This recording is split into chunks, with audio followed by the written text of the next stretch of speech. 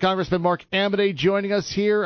Fortunately, you did not have to brave the Thanksgiving travel saga that I just told you about with the power going off Philadelphia International Airport. That's right. Live local, baby. Absolutely. Your turkey probably tasted better than mine. What can I say? Yeah, it was good. Yeah, well, I'm glad to hear that. So what would you like to talk about first? As I said, I was on a plane.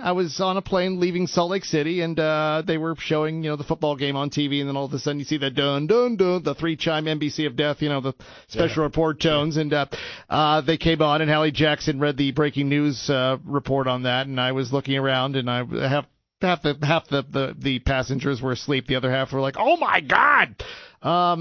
What are you thoughts on that? Thoughts on the pardon? Sad. I don't usually put out statements on anything, because if you put out a press release a day, people are like, yeah. Mm-hmm. But I did one today, and the fact that he ended up doing it is somewhere it's like, well, I guess he didn't tell the truth the other times.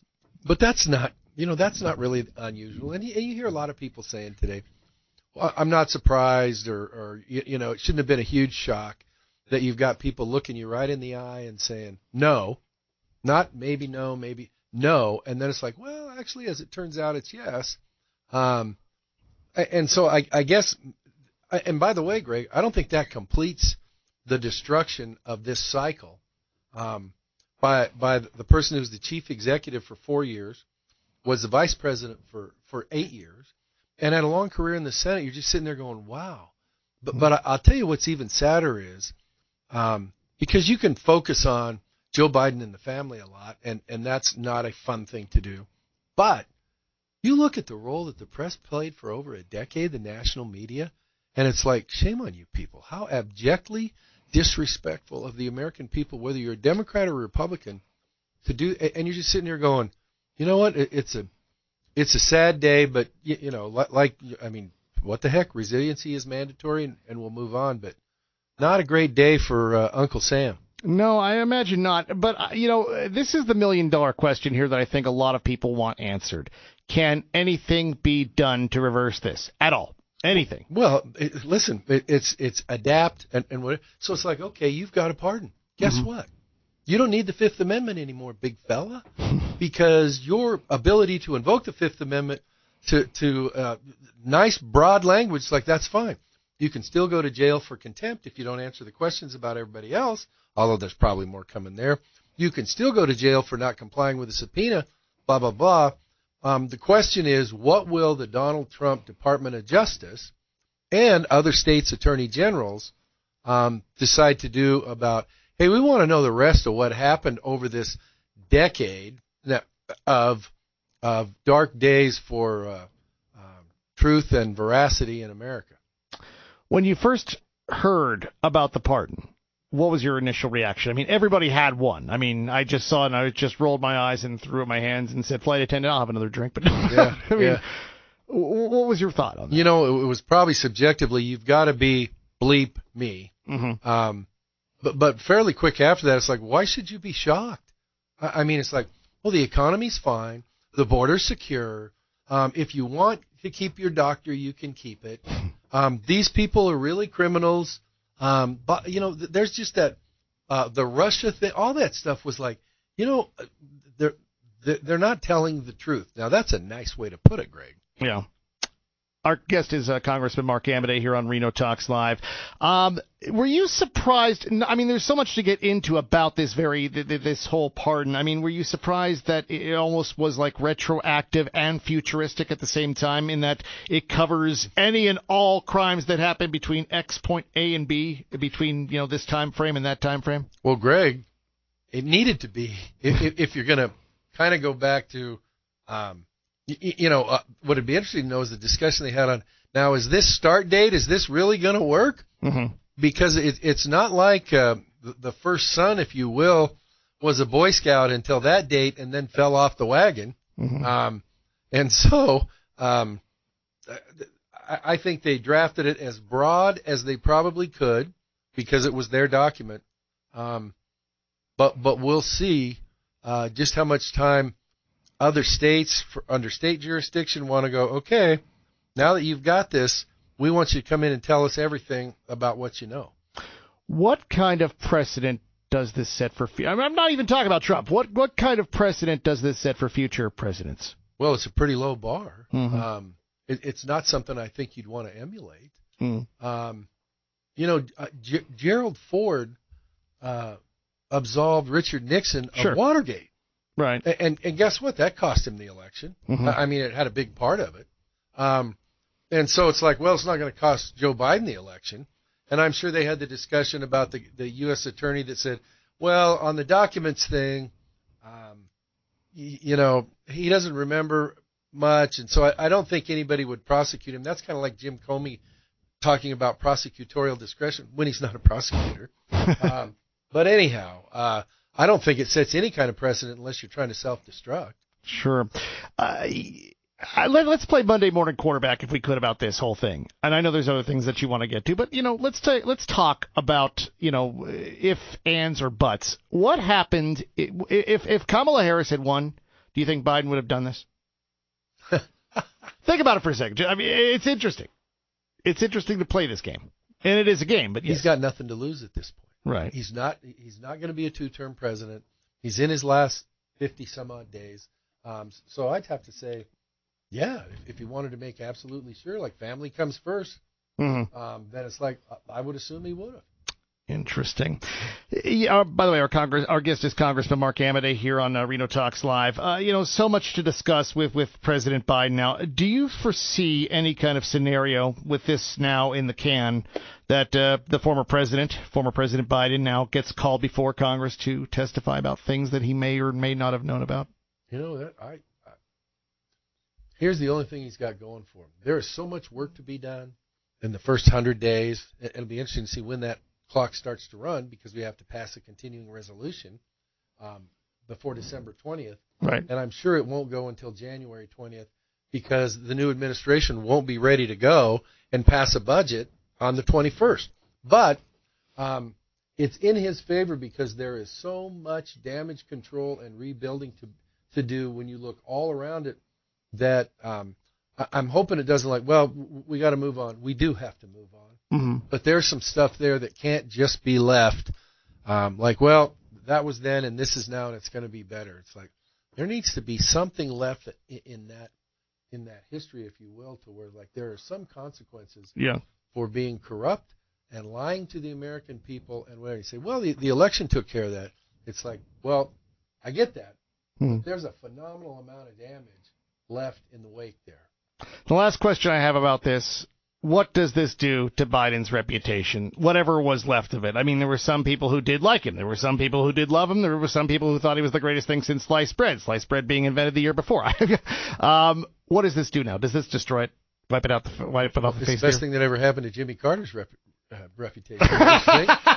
It's true. I mean, you like him or not like him, good job, bad job. I think he was an honest guy. And sure. Guess what? That ain't what you got with this guy. No. Our guest is Congressman Mark Amodei. Can you stay through the commercial break? Yes, sir. On this Monday back through the weekend, hope it was a great Thanksgiving for you. My name is Greg Neff. I'm here with Congressman Mark Amodei. We are talking about this Hunter Biden thing, wrapping this whole thing up, offering just a postmortem of it. I mean, I was flabbergasted. You've given your thoughts on it.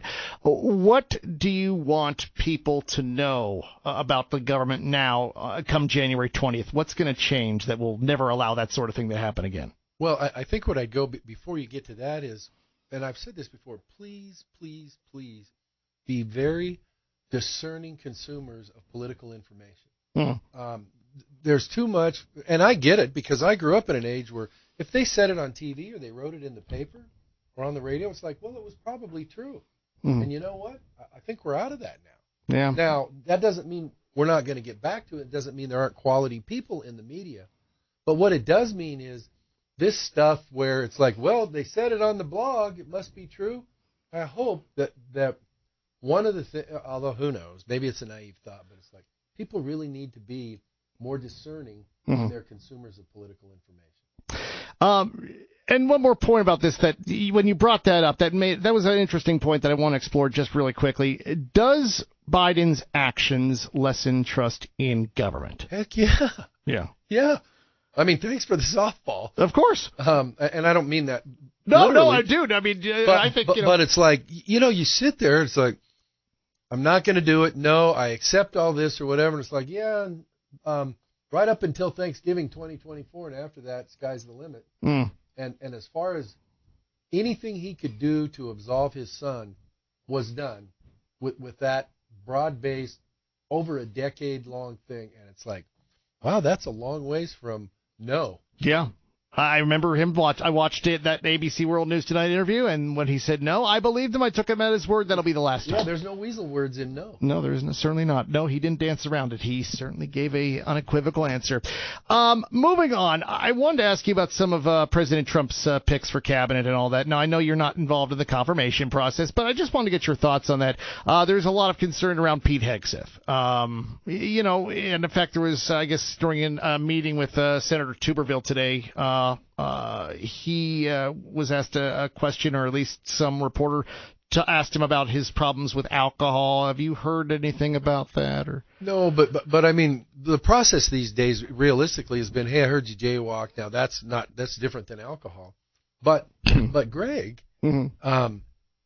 You tell me. You look at some of the people who've been serving in the cabinet, and I'm not saying therefore because you did it, I ought to. Mm-hmm. But let me tell you what, the status quo going forward, I speak only for myself, is not a good idea because it isn't serving us too well. No. And so Pete Hegseth, for instance, ought to have every opportunity to carry his own water and see what the Senate does. And quite frankly, Donald Trump, and you know this, you can tell from what's happened since the election, he wants his peeps, sure. And he's going to be in there slugging away with the Senate folks in the confirmation process. Now, they're not all going to need somebody in there 24/7 throwing rocks. Mm. But I got a feeling they're going to rally around the maypole there. Yeah, absolutely. Just want to let people hear you because you got to talk directly into those microphones. It's not like the TV microphone. It's you got to talk directly into that. But I'm on it. Thank you very much. Oh yeah, let there be light. Let's talk a little bit about Pam Bondi. Much better choice than Matt Gaetz to run justice. In my opinion, yes. Okay. Yeah. How's that? We'll see if yes means yes, but yes, twice. I love it. Any picks that you're raising eyebrows about right now? I mean, yes, he's got every single right to choose who he wants to choose. I think the theme is going to be my words, not anybody else's, but the status quo on like, well, we need to pick somebody who can get through the process. Clearly, that is not the first thought. He is picking people that he trusts, that he has confidence in how they analyze problems in those areas. And when you look at the path that he's been on for the last 8 years, I can see where a guy's like, hey, I'm going to pick somebody who has a belt and suspenders on. Yeah, I got you. You brought up a very interesting point that I don't think a lot of people are focused on because it is the holidays, and like I said, you're going out to the mall. It's Cyber Monday. You're shopping online. Lord knows I am. We got a government shutdown coming in 2-3 weeks or something. We're funded like through December 20th. December 20th, my birthday. Happy birthday. There you go. So I got to ask then, what do you think the chances are something will get kicked into the next year? Oh, they're 100%. Mm-hmm. You're not going to shut it down. Okay. And I know there's people at all levels going, well, just shut it down. It's like, it is so incredibly disruptive. And I'm not saying, we'll take anything, but there's not an upside to it. It costs to get ready to. It costs to come out of it. It costs while you're in it. Service, it's just a mess. And here's the problem, Greg. When you get done, it's like, well, what did we get out of it? I voted for 3 since I've been there. You know what changed from when we shut her down to when we opened her back up? What? Nothing. Yeah. And so it's like, well, let's do something that's effective. So I expect it'll be, well, let's make a deal. They're going to want money in there to start building the wall on December 21st. Mm-hmm. So before that, there's a bunch of border stuff that's going to have to be, see what we can put in there to keep that going instead of waiting for the new budget stuff. I suspect there'll be some other stuff in there, which they say, well, geez, we're in debt and blah, blah, blah, and all that. Like, I get all that. So it's going to be what we think on a value basis is good, less than would have been if he'd have been reelected. Sure. But the other good news is we got this wild card out there now that's this Musk and Vivek that frankly, I think part of the play is going to be We want those guys to save enough so that at the end of the day when we're doing the priorities, we can still go back and say it's less and we're on the road to much more fiscal responsibility. And that's great. And then come January, if I'm not mistaken, tell me if I am, you've got a debt ceiling showdown coming up, don't Yep. you? How is this one going to be different than the other ones? I mean, the debt ceiling, a lot of people don't like hearing about that sort of thing, and a lot of people... Well, I'll tell you what I'll be looking for is I'll be looking to come back on shows like this and be able to say, God willing and the creek don't rise, and be able to say, here's what we did on this, and this is why it's a turn, not a little turn, but a big turn to put us on. We're not going to fix it in one debt ceiling thing, but how long and how much we extend it for are going to be big points of contention, because I sure as heck don't want to be vulnerable to same stuff, different day. Sure, absolutely. And kicking the can down the road absolutely does make no sense. So let's talk about that then. Let's talk about what you could do to really affect change. I mean, there's talk of eliminating the Department of Education. Is that something that you'd be interested in? Well, here's where the decision point goes on that. You say, well, my God, you've eliminated that. It's like, well, okay, what are you doing for the states? Sure. What's going to happen to Nevada under that? Because there will be money for the states to control their own destiny, if you will. Sure. And so I want to look at that, what those proposals are. And listen, we'll be completely transparent, but if somebody comes up with a mousetrap that says that money's better spent in Nevada with Nevada decision makers in the Washoe County School District, the Clark County School District, the Lombardo administration, then it's like, hey, if it makes sense, it's a good idea, you talk to educators and parents and all that, then fine. I'm open-minded. Do you think Speaker Johnson will hold on to his job? Yes. Okay. I love the directness of that answer.